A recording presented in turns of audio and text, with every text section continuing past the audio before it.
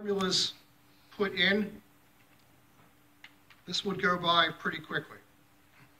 All right, you see that's actually going in the wrong direction now. So that tells me that my flow rate is actually higher than this. Anyway, you kind of get the idea, hopefully.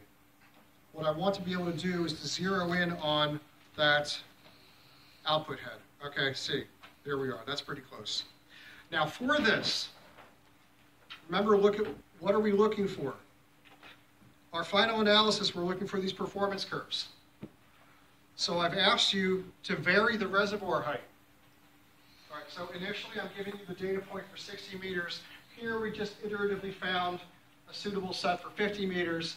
You want to do this for a number of points between 10 and 100. You can go every 10 meters, every 5 meters, or that's up to you. But enough to populate a decent performance curve. Then some of the performance curves we're specifically interested in are how the pi groups change with respect to each other. How does flow coefficient change with our height ratio, H over D? How does it change with Reynolds number? How does power coefficient change with Reynolds number? So for each of these cases, we have these pi groups that we can compute and then plot and analyze all of that data at the end. So that's eventually where we're headed.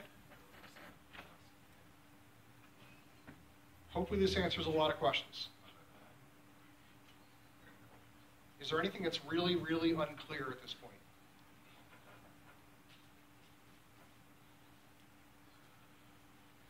Where exactly do the pi groups come into play?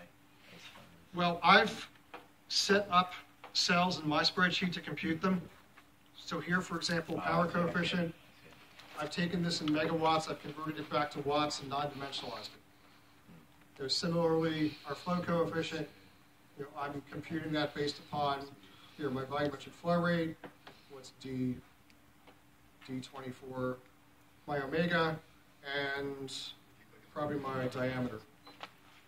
What is that? B26. There we go. My inlet radius. So.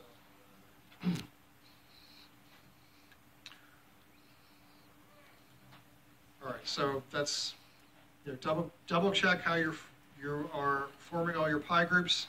Make sure you are computing values for your pi groups for all these different values of elevation, and the corresponding values for volumetric flow rate and angular velocity, because those will all be needed.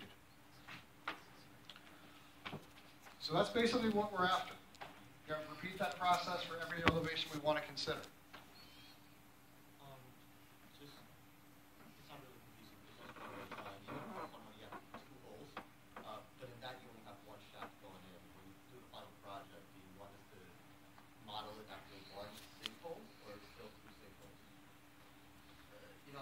There you only have one